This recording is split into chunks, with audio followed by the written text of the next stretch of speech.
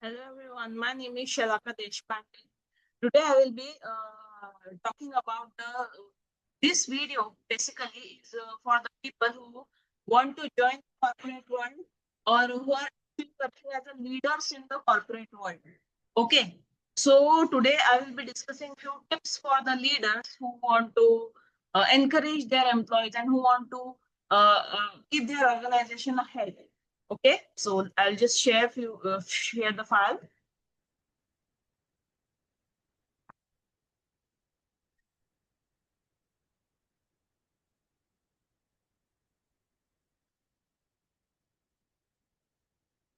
I hope this is visible to you.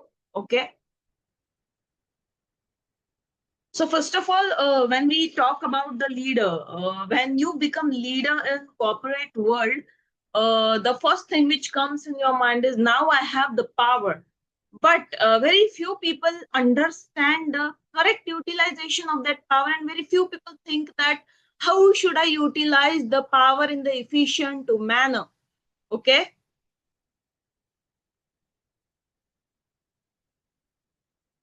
So, power in corporate world, let's discuss about this. So, all CEOs refer to struggle for power as though it were a warfare strategy. See, though people, those who have gone through actual crux and who have actual faced the real situation, are becoming the powerful leaders in corporate world, and they have to struggle hard to come to that position. They are not at that position accidentally. They have already struggled very hard. They have prepared themselves, and now they are at powerful position. Okay.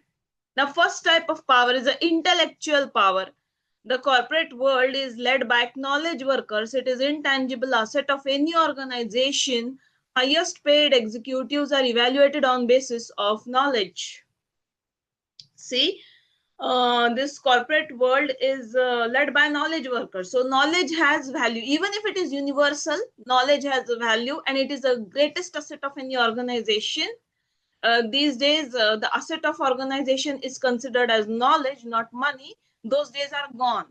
So executives are paid on basis of their knowledge. They are evaluated on the basis of their knowledge. And this topic, which I'm discussing in front of you, this is inspired from the book Corporate Chanakya by Radhakrishnan Pillai.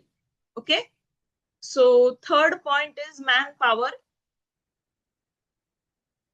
Men are asset of an organization. As I told you, when we think about what are the assets of organization, the very important asset of organization are men, people who are working in organization. There are two kinds of manpower, internal and external. Okay.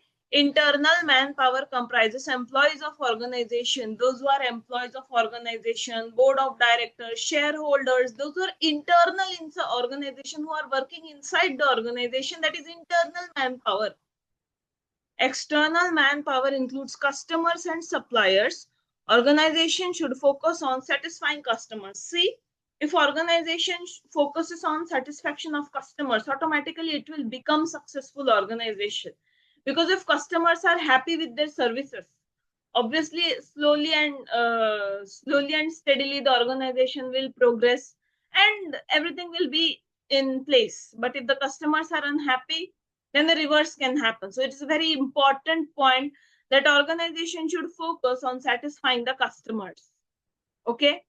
So if you are the leader of any or a CEO of any organization, you should think about what is the trends in market, what are the demands of customers. These are the musts you should think.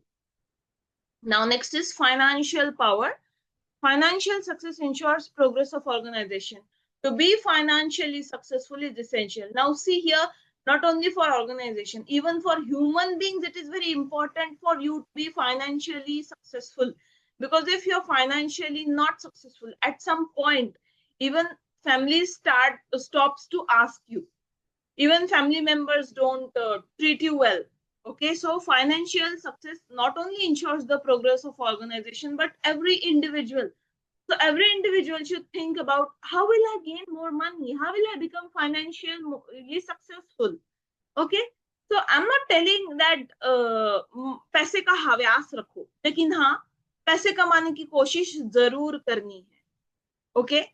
If organization is a financial successful, it can not only share its profits but also invest in various productive areas like research, development, social issues. क्यों जरूरी है financial independence किसी भी organisation के लिए? इसका पीछे का रीजन देखो कि वो सिर्फ खुद के काम नहीं करेगा। अगर वो फाइनेंशियली सक्सेसफुल हुआ ऑर्गेनाइजेशन तो सिर्फ खुद के काम नहीं करेगा, दूसरी प्रोडक्टिव एरियाज में भी काम करेगा। For example research and development, जिससे कोई नई टेक्नोलॉजी का हमने रिसर्च किया और हमारे देश को उसका फायदा हुआ। ओके, सोशल कॉजेस, जो सोसाइटी में प्रॉब्लम्स आ रही है उसको सॉल्व किया, ये सब जो प्रोडक्टिव एरियाज है वहां पर भी काम हो रहे हैं। और ये तब हो सकता है जब भी वो ऑर्गेनाइजेशन खुद स्ट्रांग है, खुद फाइनेंशियली सक्सेसफुल है। हाँ जी हाँ, अगर हम बोलते हैं कोई ऑर्गेनाइजेशन स्ट्रांग है, हम तब बोलते हैं जब वो फाइनेंशियली सक्सेसफुल है। Now, power of enthusiasm and morale. A leader who is charged with enthusiasm can make organization productive. सीधी सी बात है, अगर जो लीडर है, सीईओ है, वो काफी एनर्जेटिक है, प्रोडक्टिव है, इंथुजियाज्म है, उसमें उत्साह बहुत ज्यादा है, काम करने की इच्छा बहुत ज्यादा है, तो ऐसा लीडर जो है वो ऑर्गेनाइजेशन को प्रोडक्टिव बनाता है, मतलब ऑर्गेनाइजेशन अच्छे काम करती है उसके अंडर आके।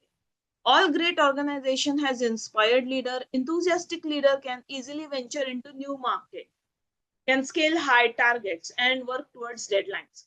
जो इंस्पायर्ड लीडर होते हैं वो मार्केट, मतलब मार्केट में जो नई नई चीजें आ रही है जल्दी कैचअप करते हैं।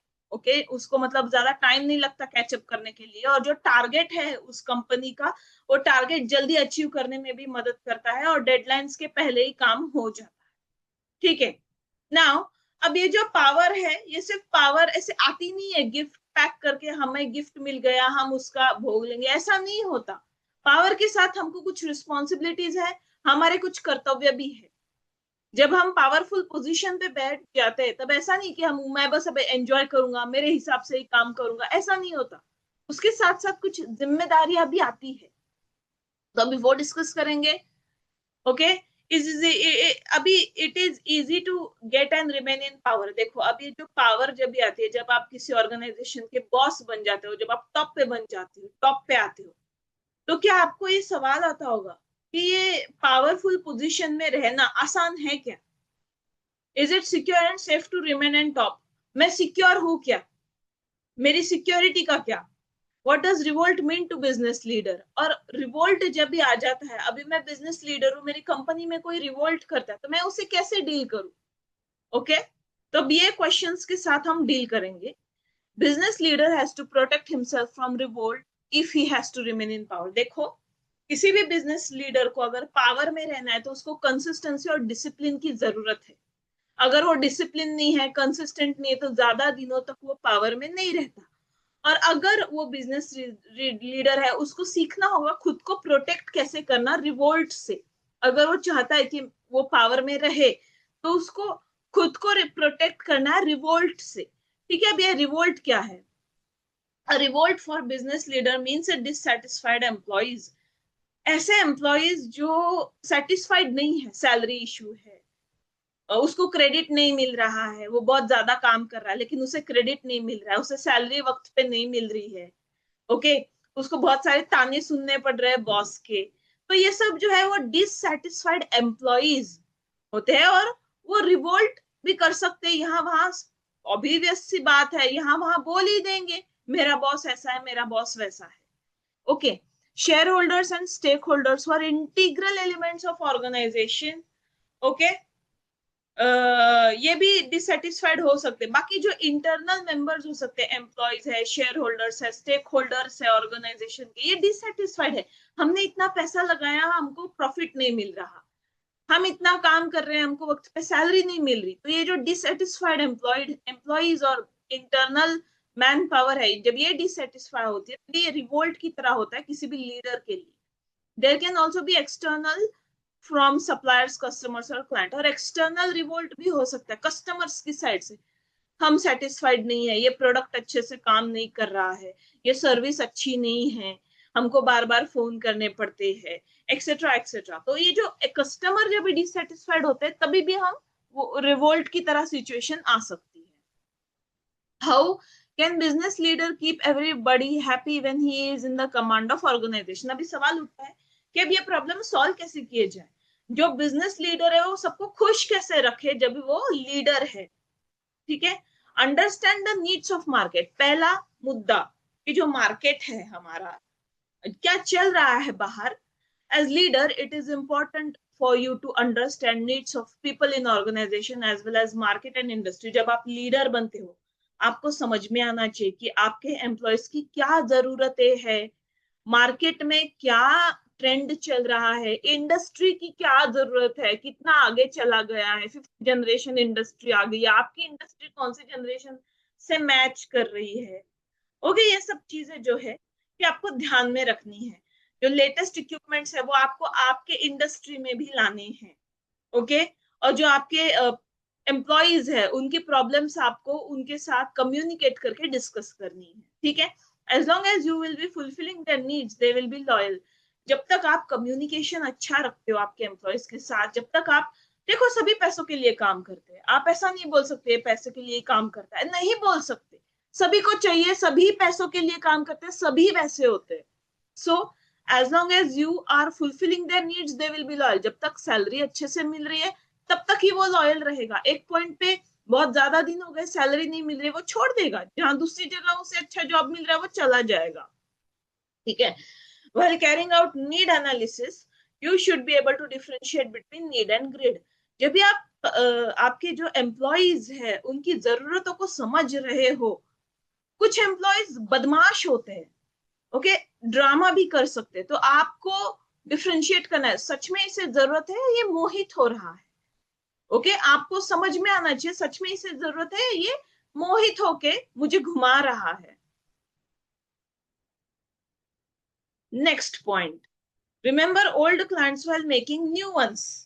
ओके, अभी आपको कस्टमर को खुश रखना है, तो आपको जो पुराने कस्टमर्स हैं उनका भी ख्याल रखना है और जो नए कस्टमर्स हैं उनका भी ख्याल रखना है। आप पुराने कस्टमर्स को भूल नहीं सकते।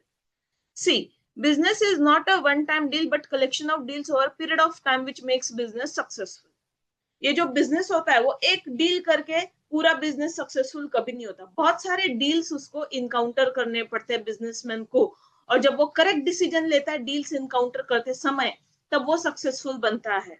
उसके सामने बहुत सारी डील्स आती है, बहुत सारी सिचुएशंस आती है, और अलग अलग सिचुएशन में करेक्ट डिसीजन लेना, that is makes his business successful. Understanding the requirements of people around you is the continuous process.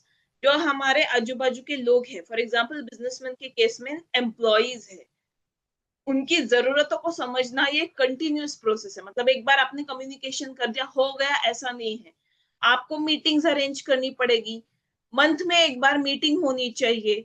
Okay, तो एक कंटिन्यूअस प्रोसेस है, अपडेट्स होते रहते हैं।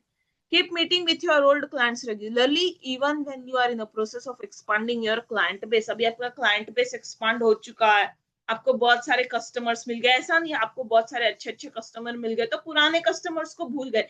यहाँ बहुत सारे लोग गलती करते हैं, हमको इनकी जरूरत नहीं है, हम इनको भूल जाते हैं, बहुत बड़ी गलती करते हैं यहाँ पे leaders. So you have to keep meeting with your old clients. हो सकता है उसको कुछ क्रिएटिव आइडिया आ जाए, वो आपके और अच्छे काम आ जाए और उसकी वजह से आपके और कस्टमर्स बढ़ जाए। आप ऐसे किसी को रिजेक्ट नहीं कर सकते without any reason. So keep meeting with your old clients regularly even when you are in the process of expanding your client base। जब भी आप नए कस्टमर्स के साथ डील कर रहे हो, उसको एक्सपांड कर रहे हो, साइड बाय साइड आपको पुराने कस्टमर्स का भी ध्यान रखना है। सॉल्व द प्रॉब्लम इमीडिएटली, पांचवा पॉइंट जो है, ओके, अगर आपको पावर में रहना है तो आपको जो प्रॉब्लम है वो सॉल्व करनी है जल्द से जल्द। आपको समझना है एम्प्लॉयज क्या प्रॉब्लम फेस कर रहे हैं, और जब आपको समझ में आ गया ये सचमुच जेन्युइन प्रॉब्लम फेस कर रहा है, आपको वो सॉल्व करनी है तुरंत।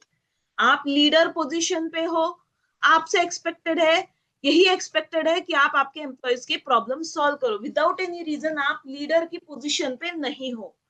सो it is necessary to curb dissatisfaction of employees and clients the moment an issue crops up. ये जो एम्प्लॉयज और क्लाइंट्स में डिससेटिस्फैक्शन होता है ये खत्म करना है। ठीक है, आपको when you sense any threat in terms of market or labor unrest, pay attention to problem and resolve as soon as possible. जब भी आपको कोई लेबर अनरेस्ट या फिर मार्केट में कोई थ्रेट है तो आपको ये रिजॉल्व जल्द से जल्द करना है। सब छोड़ के आपको ये बड़ी जो प्रॉब्लम है मार्केट और लेबर अनरेस्ट ये रिजॉल्व करनी है, बिकॉज इससे आपका, अगर आपने ये प्रॉब्लम रिजॉल्व नहीं की तो जो इनफ्लो है मनी का आपके ऑर्गेनाइजेशन में और आउटफ्लो है ये अफेक्ट हो सकता है। Okay, a good leader knows that not only committed employees run organization and satisfied customers bring good business। देखो जो हमारे committed employees होते हैं, नहीं मेरे को यहाँ पे काम करना अच्छा लग रहा है, मेरी सैलरी टाइम पे हो रही है और मुझे अच्छी ट्रीटमेंट मिल रही है, मुझे मेरे काम का क्रेडिट मिल रहा है, ये जो फीलिंग जब भी एम्प्लॉयज में आती है तब वो ऑटोमेटिकली कमिटेड बन जाते हैं। और जब भी एम्प्लॉयज कमिटेड बन जाते हैं ऑर्गेनाइजेशन ऑटोमेटिकली अच्छे से काम करने लगती है, उसका परफॉर्मेंस ऑटोमेटिकली बढ़ जाता है और साथ के साथ कस्टमर्स भी ऑटोमेटिकली सेटिस्फाइड हो जाते हैं क्योंकि प्रोडक्ट्स अच्छे मिल रहे, सर्विसेज अच्छी मिल रही है, तो ऑब्वियसली कस्टमर सेटिस्फाई होंगे ही। तो इनडायरेक्टली यहाँ पे किसके ऊपर रिवॉल्व कर रहा है, देखो कमिटेड एम्प्लॉयज के ऊपर रिवॉल्व कर रहा है और सेटिस्फाइड कस्टमर्स के ऊपर। तो ये दो चीजें हैं कि आपके एम्प्लॉयज खुश है, कमिटेड है और आपके कस्टमर्स भी सेटिस्फाइड है, नहीं ये सर्विस अच्छी है। तो ये दो चीजें अगर हो गई तो आपकी ऑर्गेनाइजेशन अपने आप ऊपर चली जाएगी, आपके ऑर्गेनाइजेशन का ग्राफ ऊपर चला जाएगा। Now art of punishment. अब ये आर्ट ऑफ पनिशमेंट क्या है, मतलब अभी देखो सिर्फ लाड नहीं करने आपको आपके एम्प्लॉयज के, बहुत सारे लोग बदमाश भी होते हैं। ओके, तो उनको आपको पनिश भी करना पड़ता है। कैसे पनिश करना है, क्या पनिशमेंट देना है और कब तक देना है, ये एक आर्ट होती है जो आपको सीखनी पड़ेगी एज अ लीडर। ओके, आप मतलब लाड नहीं कर सकते, ये बोल रहा है यानी सच ही होगा, वो बोल रहा है, आप एक जैसे सिर्फ किसी के ऊपर भी विश्वास नहीं कर सकते। ठीक है, a CEO और leader of any organisation has a tough role to play. जैसे कि मैंने बताया जो बॉस होता है, सीईओ होता है, लीडर होता है, उसका रोल काफी टफ होता है। ठीक है, वो आसान नहीं, किसी भी हेड का रोल काफी टफ रोल होता है, वो हेड है उसका रोल टफ ही है। ठीक है, in order to reach the target set by board of directors he has to tactfully get the work done by his team। क्यों टफ है, अभी देखो जो टारगेट सेट किया है बोर्ड ऑफ डायरेक्टर्स ने मीटिंग में, जो टारगेट है वो टारगेट उसे अचीव करना है। कब अचीव कर पाएगा, जब वो उसके एम्प्लॉयज को काम बताएगा, और सिर्फ बताएगा नहीं, उनसे काम करवा के लेगा। काम करवा के लेना, सामने वाले से काम करवा लेना, ये एक कला है। ओके, तो आपको आपके एम्प्लॉय से काम करवा लेना है। किसी सब में कुछ ना कुछ तो अच्छे गुण होते ही है, तो आपको आपके एम्प्लॉयज का अच्छा गुण पकड़ के उससे वो काम करवा लेना है। आपके एम्प्लॉयज में आपके एम्प्लॉयज को किस चीज में इंटरेस्ट है, कौन सा काम आपका एम्प्लॉय अच्छे से कर सकता है, वही काम उससे करवा लेना। Okay, he has to consider the problem of employees and understand where they are stuck। जैसे कि अभी कोई एम्प्लॉय काम कर रहा है और काम करते समय वो प्रॉब्लम में पड़ जाता है, कहाँ स्ट्रक हो रहा है ये उसको समझ में आना चाहिए लीडर को, और वो प्रॉब्लम उसको सॉल्व भी करने आना चाहिए। क्यों, अगर उसने वो प्रॉब्लम सॉल्व नहीं किया तो काम नहीं होगा, ना उसका और ना एम्प्लॉय का। ओके, और आप अगर ऐसा रहोगे कि मुझे ऑर्गेनाइजेशन की परवाह नहीं है, मुझे एम्प्लॉयज की परवाह नहीं है, जो होगा देख लिया जाएगा, तो एक पॉइंट ऐसा आएगा कि ऑर्गेनाइजेशन और आजू बाजू के लोग आपकी परवाह नहीं करेंगे। एंड इज दैट गुड कि लोगों को आपकी परवाह नहीं है, आपके एम्प्लॉयज को आपकी परवाह नहीं है, आपके ऑर्गेनाइजेशन को आपकी परवाह नहीं है, आपकी सैलरी कम हो रही है, दिस इज नॉट गुड। तो एज अ लीडर आपको आपकी एम्प्लॉयज की प्रॉब्लम्स को समझना है, जहां वो प्रॉब्लम फेस कर रहा है, अगर वो जेन्युइन प्रॉब्लम है तो आपको वो सॉल्व करनी है। क्यों, क्योंकि आप लीडर हो, आप ऐसा आदर्श देख मतलब सबके सामने ला रहे हो कि वर्क कम्स फर्स्ट, और अच्छे से काम करो और अपने काम से प्यार करो। तो आपको ये करना है, प्रॉब्लम सॉल्व करनी है आपकी एम्प्लॉयज की, आपको आपके एम्प्लॉयज की मदद करनी है ताकि उनके मन में आपकी इमेज अच्छी हो। ठीक है, leader should be a disciplinarian, he should be very flexible with employees, but he should not lose the focus of goals and the priorities of organization, the reason for which he has been appointed। देखो leader जो है उसकी एक बहुत important quality है कि वो discipline में होता है। ओके, सही टाइम पे सही काम करता है, डिसिप्लिन में होता है, उसका रूटीन भी एकदम डिसिप्लिन होता है, और काफी फ्लेक्सिबल होता है अपने एम्प्लॉयज के साथ, लेकिन फोकस भी रहता है। क्यों? उसको दोनों क्वालिटीज उसमें होनी चाहिए, कड़क भी होना चाहिए और फ्लेक्सिबल भी होना चाहिए, दोनों क्वालिटीज उसमें होनी चाहिए अच्छे लीडर में।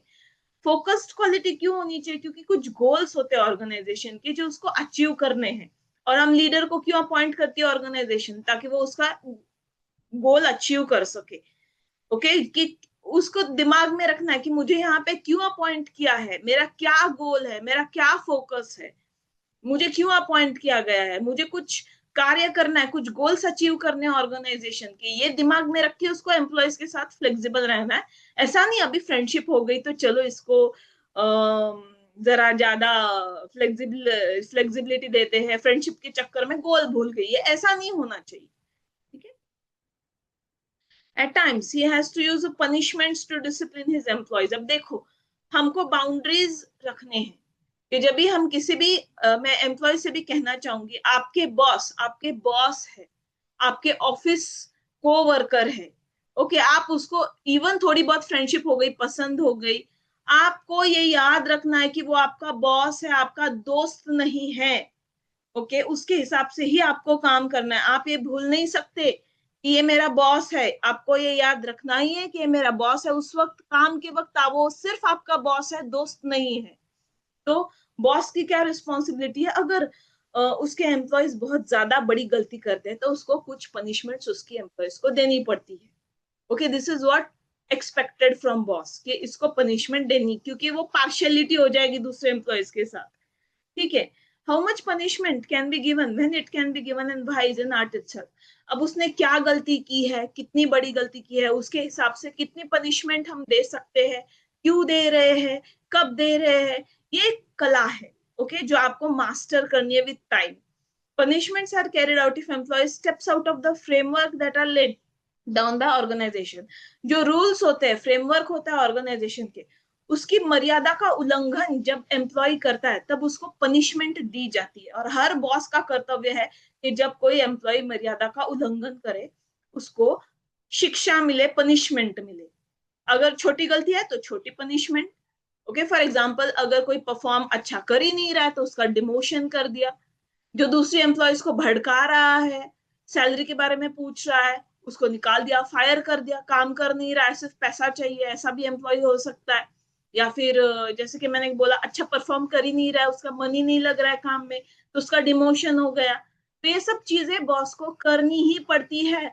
एम्प्लॉयज का इमोशनल स्टेट क्या है उसको वो नहीं कंसीडर कर सकता। It is none of his business की एम्प्लॉय का इमोशनल स्टेट क्या होगा जब मैं ऐसा बिहेव करूंगा, ये तो मेरा दोस्त है ना।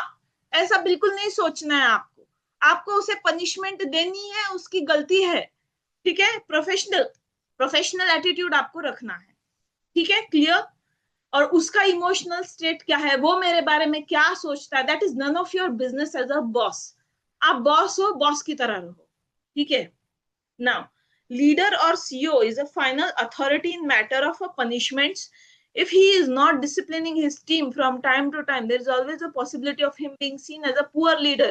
क्योंकि अगर आपने पनिशमेंट नहीं दी, आपके टीम को आपने डिसिप्लिन में नहीं लाया, सिखाया नहीं डिसिप्लिन, तो लोग आपको ऐसा ही बोलेंगे पीठ पीछे, यार ये अच्छा लीडर नहीं है। It will also disturb the setup and structure of organisation. और जो ऑर्गेनाइजेशन है आपकी, ठीक है, आपकी जो कंपनी है, उसका जो काम करने का सेटअप है, जो स्ट्रक्चर है, वो पूरा डिस्टर्ब हो जाएगा। ओके, सो ये बहुत इंपॉर्टेंट पॉइंट है कि आप आपके एम्प्लॉयज को पनिशमेंट दे अगर वो बहुत बड़ी गलती करते हैं तो। ओके, नहीं तो आपकी कोई रिस्पेक्ट नहीं करेगा। However, CEO should not just punish employees for sake of showing off his power and position. ये भी important point है कि मैं पावरफुल पोजीशन पे हूँ, मुझे शो ऑफ करना है कि मैं बहुत पावरफुल पोजीशन पे हूँ। इस शो ऑफ करने के चक्कर में विदाउट एनी रीजन आपको एम्प्लॉयज को पनिशमेंट नहीं देनी है। जब एम्प्लॉयज गलती कर रहे तभी आपको देनी है, विदाउट एनी रीजन आप किसी को पनिशमेंट नहीं दोगे। ठीक है। He will become like Hitler if he is too severe and unfair if at the same time he is too soft. मतलब आपको बैलेंस रहना है। ठीक है, किसी भी लीडर को बैलेंस रहना पड़ता है। मतलब बहुत ज्यादा स्ट्रिक्ट हो गया तो हिटलर बन जाएगा, और कुछ लोगों के साथ अन्याय भी हो जाएगा एम्प्लॉयज के साथ, अरे तो बिना वजह पनिशमेंट देते रहता है। ओके, सो अगर आप काफी सॉफ्ट हो, आप पनिशमेंट ही नहीं दे रहे हो, जिसको जो करना है करने दो, इसको ऐसा करना है करने दो, तो पीपल उस आपको लोग ग्रांटेड ले लेंगे, अरे ये तो ऐसा ही है, यहाँ पे कुछ भी चलता है, रूल्स तोड़ेंगे, ऑर्गेनाइजेशन के काम नहीं करेंगे, कुछ फर्क नहीं पड़ता है, तो कुछ एक्शन ले ही नहीं रहा है, ऐसा सोचेंगे आपके बारे में। तो आपको पनिशमेंट देनी है, और वो एक आर्ट आपको सीखनी है कि किसको कितनी पनिशमेंट क्यों देनी है और कब देनी है। ठीक है, उसकी गलती के सिवियरिटी के हिसाब से ही आपको पनिशमेंट देनी है, विदाउट एनी रीजन नहीं देनी है। ठीक है, और शो ऑफ तो बिल्कुल नहीं करना है कि अब मैं लीडर हूं, मुझे शो ऑफ करना है। The leader who knows a right level of punishment carried out in a right manner at a right time is always respected. अगर आप चाहते हो कि आपके एम्प्लॉयज आपकी इज्जत करें, तो आपको जो पनिशमेंट देनी है वो करेक्ट पनिशमेंट देनी है, ऐसी पनिशमेंट देनी है जो एकदम सही साबित हो उस कस्टमर के लिए, सॉरी एम्प्लॉय के लिए। ठीक है, he is honored by one and all, such a disciplined leader is very highly productive. जब आप पनिशमेंट दोगे तो उसको भी गलती का एहसास होगा कि मैंने मेरी गलती की है, बाद में वो गलती दोहराएगा नहीं, तो आपकी इज्जत बढ़ेगी जब आप पनिशमेंट दोगे तब। ठीक है, अगर आप पनिशमेंट नहीं दोगे तो आपकी इज्जत नहीं बढ़ेगी, कोई आपकी इज्जत नहीं करेगा। तो बहुत इंपॉर्टेंट है कि आप आपके एम्प्लॉयज को पनिशमेंट दो जब वो गलतियां करते हैं, और एम्प्लॉयज भी समझ लो अपने बॉस को क्यों पनिशमेंट दे रहा है, और अपने आप में इंप्रूवमेंट करो, वो गलतियां ना दोहराए। Such a discipline leader is very productive, और जो लीडर होता है वो काफी प्रोडक्टिव होता है, जो ये समझता है। ओके, समझदार लीडर काफी प्रोडक्टिव होता है। So that's all about today's video.